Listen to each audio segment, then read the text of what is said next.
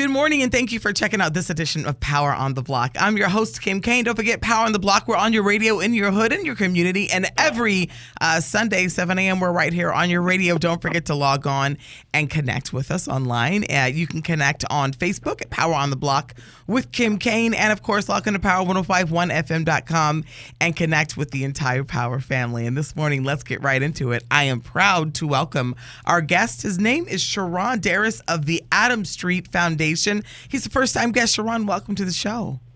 Thank you for having me. How you doing this summer? How's it going for you? Things are going pretty well. Yeah, good. And I know that you're very busy at the Adams Street Foundation. You do a lot of pretty incredible work, and I've learned about you from a mutual friend who's also in the entertainment industry. But I wanted to invite you on our show so you could share a little bit more about your mission statement at the Adams Street Foundation, and then we're going to talk about some of the very worthy projects that you're working on, one in particular. But let's start there. The Adams Street Foundation. What do you do? So the Adams Street Foundation was created 10 years ago, effectively help kids get into college, get them ready for the world and society so that they can move out of poverty and be strong contributing members of society. Yeah. So how did this nonprofit come about? Was it your brainchild, or how did this? It was not my brainchild. It was created 10 years ago to effectively help students, mostly in Brooklyn, coming from underserved communities. I came on board about 2 years ago, starting my third year. So I'm the executive director there. Got a team of 7 people. We work with about 450 kids. Again, mostly from Brooklyn, many black and brown, and many will be the first in their family to go to college. Yeah, that's pretty intense work that you're doing. So do you work with several other partners, or is this something that it's I can imagine it's a fair size organization? Yeah, we do a lot of partnership work. Part of our work, we do some direct work around SAT prep and college tours. Yeah. But we also have a number of partners that work with kids. If you're familiar with SEO and SummerBridge and SummerSearch, those are peer organizations in that work, and we share students. We direct students to those organizations to provide them with additional complementary services to what we do. Okay, so I just have to clarify, because it's a current event and it's in the news. So now if we call the Adams Street Foundation, we're not going to be like cuffed in a courtroom or something for, doing anything, trying to get our children into school. No, not at all. It's very different, right? No.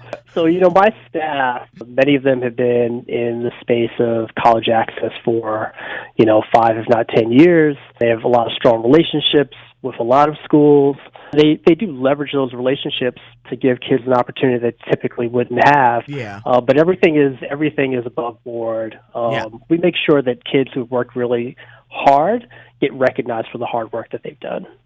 That's so important. So it is legit. If you were listening, it's very legit. It's very legit. Yeah, we're talking about the Adams Street Foundation this morning, and I just kind of wanted to get some statistics. So, statistically, our graduation rates in New York and the tri-state area, that's really the communities in which we serve, about 14 million listeners. Our graduation rates on the rise? Is it something that's declining? I know that there's always efforts to push towards more graduation rates, but have we seen that spike in recent years, or has it been stagnant? We have. We've seen, actually, over the past 10 years, a steady increase in graduation rates. Graduation rates now for New York City are probably around 70%, which is good. 15, 20 years ago, it was a little bit over 50%.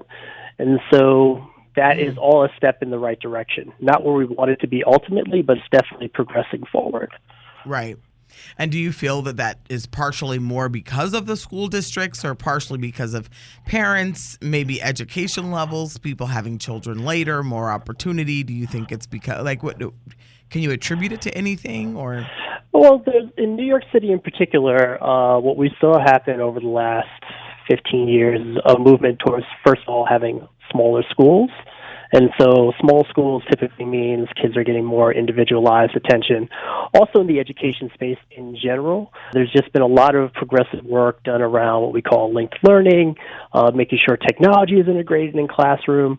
And so, the industry as a whole has just moved to a place where it's gotten much, much better and much more professionalized in being able to support students so they can graduate from high school and ultimately be college ready.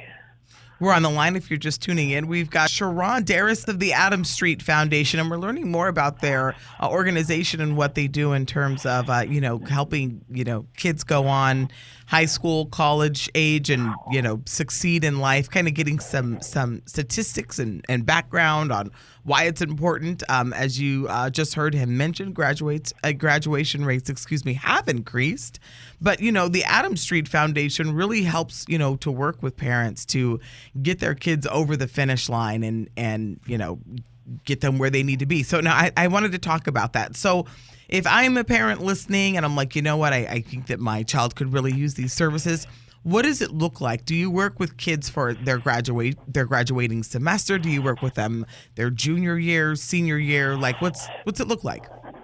So we work with kids over a 4-year period. So at the moment they're accepted into high school, we begin working with them. And so those first couple of years look a lot like, all right, let's get an assessment of where you are. Are there additional supports that you need in terms of being at reading level?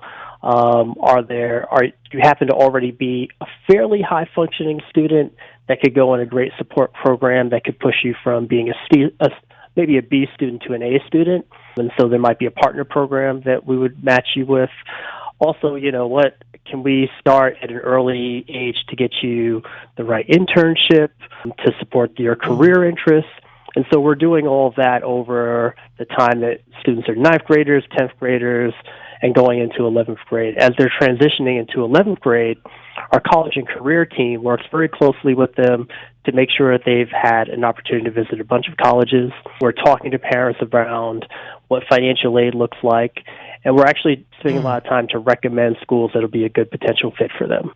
Yeah, that's great. And I love the part about talking about what financial aid looks like because, look, I've applied for financial aid. I've said so many times on the show, it helped me get not only through grad school. I worked as hard as I could so I could get those scholarships, and I paid as much cash as I could. But when I needed it, I sure enough applied for financial aid. And I have no problem saying that because I really believe that the student debt is our generation's problem to fix. I think we've got to figure it out, and it is insane. It is, and it's robbing generations of families, of opportunity, truly. And I don't know. I just feel like we have to utilize what we need to get to the next level. So I'm glad to hear that at the Adams Street Foundation you are having talks with not only young people but with their parents about that student loan process and student debt and what that looks like. You mentioned to me mentor. I think you said internship. Yes. So everyone at iHeartMedia has had an internship, and we all sometimes chuckle when we talk about that. Like every single one of us in this building has had an internship. Talk a little bit about why you think that internships are important. Like why do they even matter? Certainly for my own life, internships were fundamental for me to be successful. I had worked in the private sector before coming to do this work. In the earliest stages, I had those opportunities. But even recently, one of our alum, he graduated from college maybe about a year and a half ago.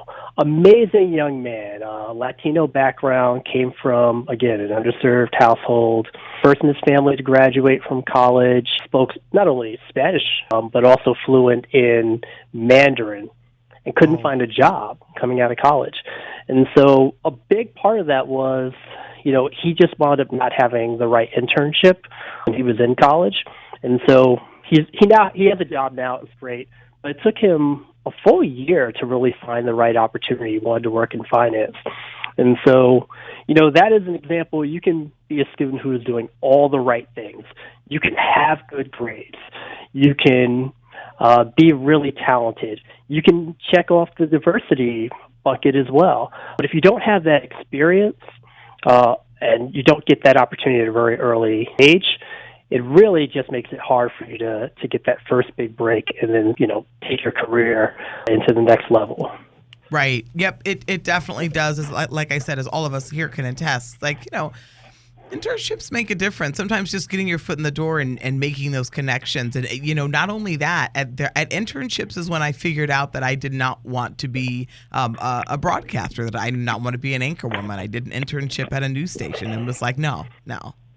This is not what I want to do with my life, So it also helps you figure out the moving parts of each industry. And you may think you may learn about jobs that you aren't interested in, but you may learn about jobs that interest you more than what you thought that you were interested in, right? So it's like that, exactly. That's kind of the purpose of it, to figure that all out. So this is really exciting, learning about what you're doing. Again, we're on the line with Charon of the Adams Street Foundation. Charon, can you give us your website? Sure. The website is 283adams, ADAMS.org. What's the 283 stand for?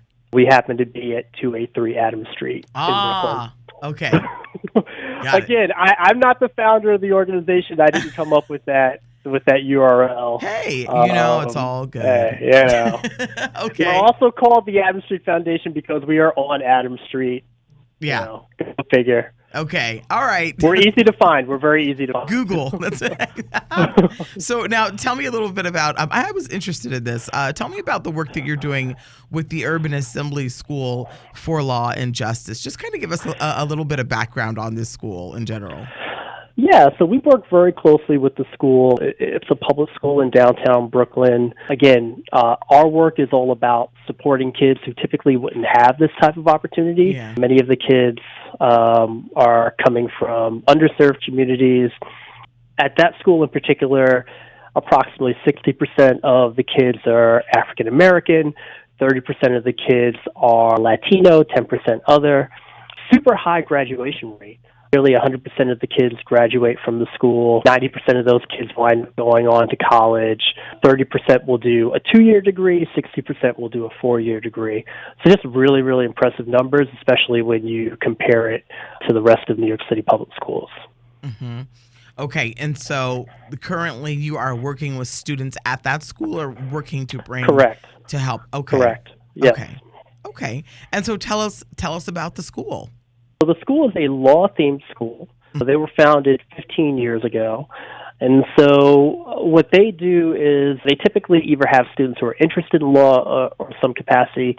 And similar to what we were just talking about with internships, sometimes kids come there because, they've seen Law and Order and they want to be a lawyer. And then they wind up taking these law-themed classes, and so the school has things like forensics, constitutional law, participation in government, and they realize that they don't necessarily want to be lawyers. Okay. But the skills that they learn around critical thinking and analysis, which is very strong in the legal field, are just skills that they can apply to everything else. And so we see that their work at ELA, which is English Language Arts, there's a lot of gains in terms of those reading levels and analysis levels. It can really apply to all these other classes and political and professional interests as well. Why would you not want to be a lawyer? I can't imagine. I have a lot of friends who are lawyers, and it's a lot of work. In the interim, then I feel like once you get in there, once you're a lawyer and you're taking cases and you're out, you know what I'm saying? You're kind of doing your thing. I feel like then it kind of mellows out. Yeah, it's a tough field, and you watch Law and Order, and obviously those are people who are working for the city, but sometimes people are corporate lawyers, sometimes people are working for themselves, or sometimes people are working in some other capacity. I've got lots of friends just like you who are attorneys, and they're doing a wide variety of things other than just trying cases. Right. So is there all, the basic, curriculum is also covered at this school, like the standard? Sure, of course. Yeah. Okay. Kids, they take algebra, they're taking economics is a very popular course there. They also have psychology, geometry, etc. Okay. If you're just tuning in, we are on the line with Charon, and we're learning more about the Adams Street Foundation and some of the work he does. Pretty important work. They're helping increase student graduation rates in the New York tri-state area. And I wanted to talk about a couple of your programs because I know that you have not only including the college access program, pre-college opportunities, you have after-school programs. So there's just a few that I have questions about. So share with me a little bit more about your after-school programs. Sure. So we run some theme-based clubs, and that's everything from, as you can imagine, things like debate to cooking classes. We also do a ton of more traditional college stuff like the SAT prep. We have also in the space, we've got a big focus on having kids apply early decision. So, we do that after school as well. Okay. So what's the age range for parents listening who may be interested in an after-school program? What age kids are you taking? And so we're supporting kids at all ages if they're in high school. But the college ready work, that's typically a slightly older grade. So you're in 11th grade, for example. We'll start working with you to do all of that early action work.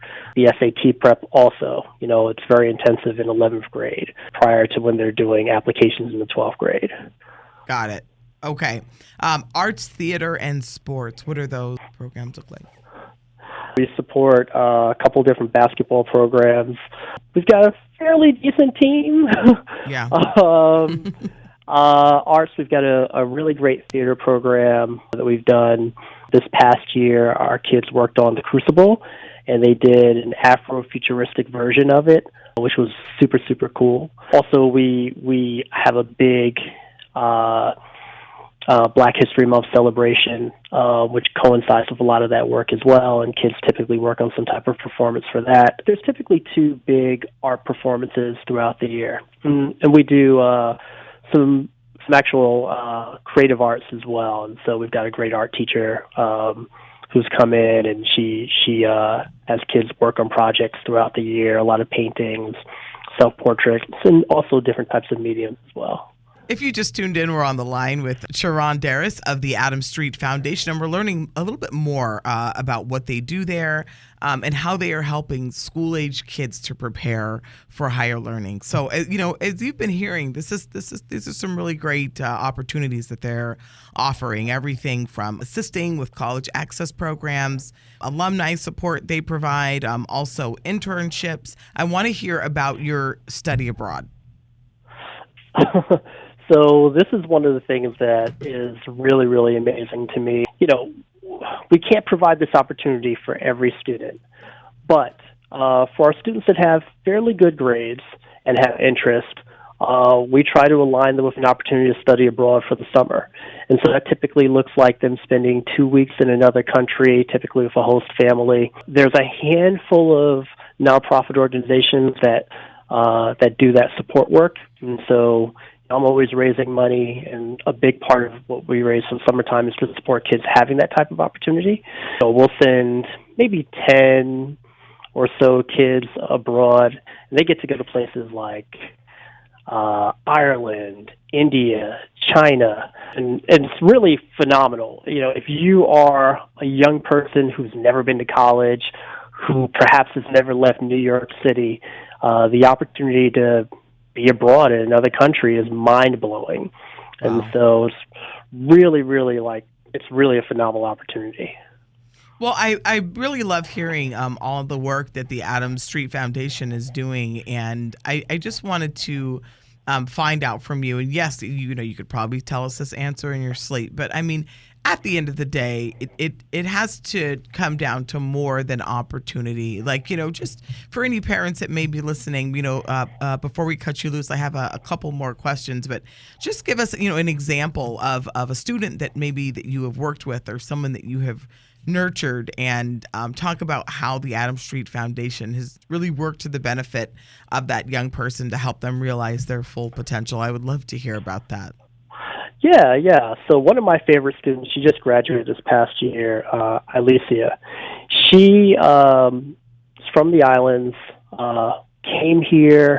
Her parents are actually still there, but her parents wanted to make sure that she had this really great opportunity to have a good education and to get a college degree.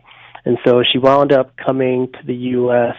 at a young age and lived with her sister, who probably in her mid-20s. so not that much older, and was at the school and had taken advantage of every single opportunity. And so one summer, I think last summer, she had studied abroad and she went to India.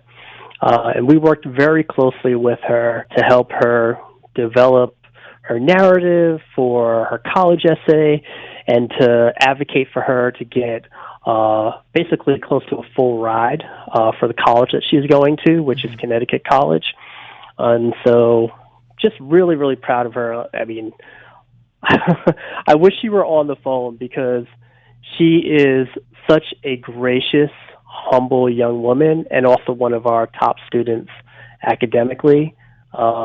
It's been a delight to work with her and to help her. Yeah. So, yeah, she's one of my favorites. And if you are just tuning in and you're wanting to learn more about the Adam Street Foundation, one more time, I'm going to ask you for that email address. I want to say it's 283adamstreet.org. That's correct. That is our URL. Okay. You see? Not hard to find it. You know exactly where we are. Okay, so now here's my next question is, what is the current, again, if I'm a parent and I'm listening, I want to get my child involved. Do you have like an enrollment period? Is this something that I can kind of pop in anytime throughout the year? Like what's the protocol? Well, if you're interested in working with us, the time to do it is to look, particularly when New York City high school applications pools are opening up, which is in December. But you can totally go to our website. You can get more details about that. Again, 283adams.org, and you can contact the office, and we're happy to talk to parents or students who are interested. Okay, so it's not like, say, an application for school deadline, right? So it's like they have very strict deadlines. It's kind of like you can call the Adam Street Foundation anytime. I don't know when the deadline will close up this upcoming academic year. It definitely opens in December. Okay. So there's plenty of time for that. And again, if you contact our office, we'll totally walk you through the process. Yeah. So before I turn you loose, a couple more questions. You have an event, a run coming up soon? What yeah. So we have a big charity run Sunday, September 15th at 10 a.m. in Coney Island. If you go to our website, you can get all the details about it. Proceeds go to supporting kids, particularly our kids who have these great summer opportunities. And so we call it Race Judicata. It's a law-themed race. It's a 5K. You can run it or you could walk it. We're going to have students there and other supporters, and we'd love to have people come out and participate. Yeah, I just did a 5K. It's not as bad as it sounds. I feel not like that bad. It's not that bad. And you can vary it up. You can run a mile, walk a mile, run a mile.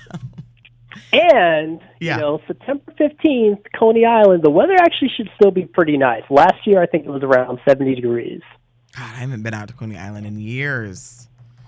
Okay, so you got that coming up. Do you normally get a fairly good turnout? Yeah, we have a pretty good turnout. Maybe it's 100, 150 people who come out. Certainly welcome to have more.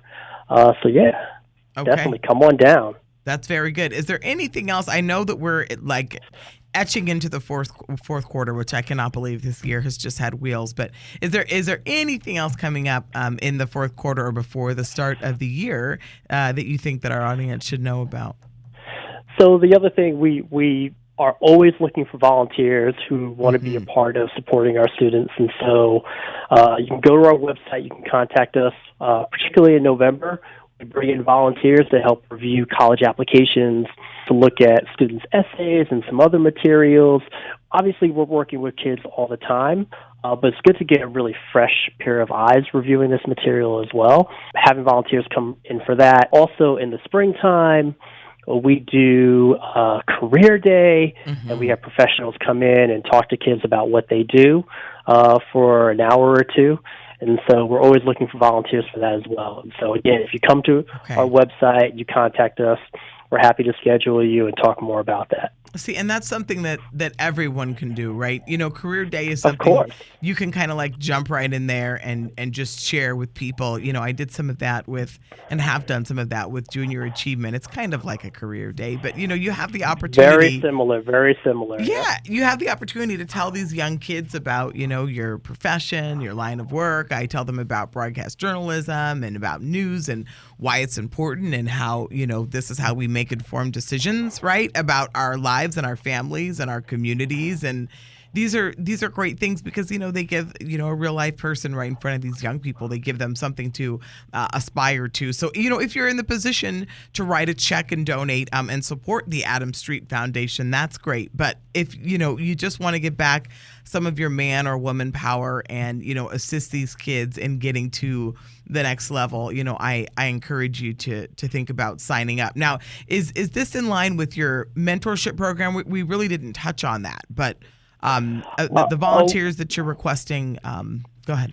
That's separate from the mentorship program that we have. Okay. So you basically need volunteers that would be working with children, or they would be working on their college entrance essays. Like, what do you need? We could have volunteers do both. Actually, we can take volunteers who can come in just one day, or we can support someone who's interested in having a more formal, consistent commitment as well. But the two that I mentioned were kind of one day events to come in, and so okay, we would give you all that information far in advance. You come in, you review essays, or you could come in and do the one-day workshop with students about your career. Very good. Okay. I would be down for the latter. That's pretty cool. And my last question with you, and I keep trying to let you go, but I want to make sure I'm getting this information out. And you're giving great answers. So tell me a little bit about your mentorship program. So we have a mentorship program that we call, it's broken down both between male and female students. And so the male program is called the Young Men's Initiative. The female program is the Young Women's Association. And so kids meet basically every other week. It's a group mentoring process that they have. There are different topics that they address around leadership, empowerment, excellence, and commitment. Obviously, career prep as well. That is mostly for our younger students, and so kids who are just coming into high school, so they're typically ninth graders. Sometimes we have some 10th graders who participate in that as well, and it's really supportive in terms of helping kids get acclimated to the high school feel. You just finished up 8th grade. 8th grade is very, very different than being now a high school student. Now you're coming to school on your own. Now you have to think about, well, what is it you're potentially interested in doing professionally? And so the mentoring program really helps to support our students in getting ready for that adjustment. Charon Darris of the Adams Street Foundation, and he's shared a lot of great information. So I encourage you to log on to 283adamstreet.org and learn more about who they are and what they do. Charon, thanks again for joining us this morning. Thank you so much for having me. Yep, and thank you for checking out this edition of Power on the Block. I'm your host, Kim Kane, and you know the deal. I'll be back with you right here next week on your station, Power 105.1. Peace, y'all.